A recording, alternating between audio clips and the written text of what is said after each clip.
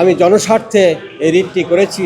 আদ্দিন হাসপাতাল আমার কাছে আসেওনি। আজকের আদ্দিন হসপিটালের যে লাইসেন্স বাতিল করলো, সেই বাতিল আদেশ স্থগিত চেয়ে বাতিল চেয়ে রিট করেছি। এটা সম্পূর্ণ আমি জনস্বার্থে করেছি।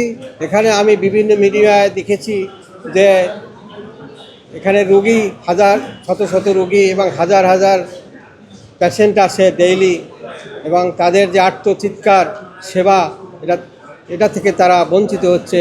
মানবিক কারণে আমি জনস্বার্থে এই রিটটি করেছি।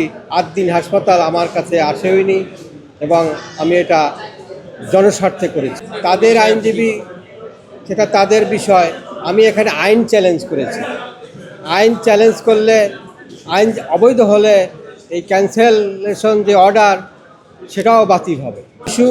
শিশু মারা যাওয়ার বিষয়ে আমি ইতিপূর্বে একটি রিট করেছিলাম তদন্ত চেয়ে এবং তাদেরকে ক্ষতিপূরণ দেওয়ার জন্য, এবং যেহেতু একটা পানিশমেন্ট হয়ে গেছে আদ্দিন হসপিটালে, আমি কখনো চাইনি যে আদ্দিন হসপিটালের লাইসেন্স বাতিল হোক। আমি চেয়েছি একটি তদন্ত হোক, এবং ওই আইনে 1982 সালে অর্ডিন্যান্স, সেখানে অল্টারনেটিভ বিচারের বিধানও আছে। সেখানে পেনাল কোডে 304 এ ধারায়ও তাদের বিরুদ্ধে মামলা হয়, ফৌজদারি মামলায়। আবার 1982 সালের যে আইন, সেখানেও ফৌজদারি আইনে বিচার হয়, এবং সেখানেও 6 মাস পর্যন্ত দণ্ড দেওয়ার বিধান আছে।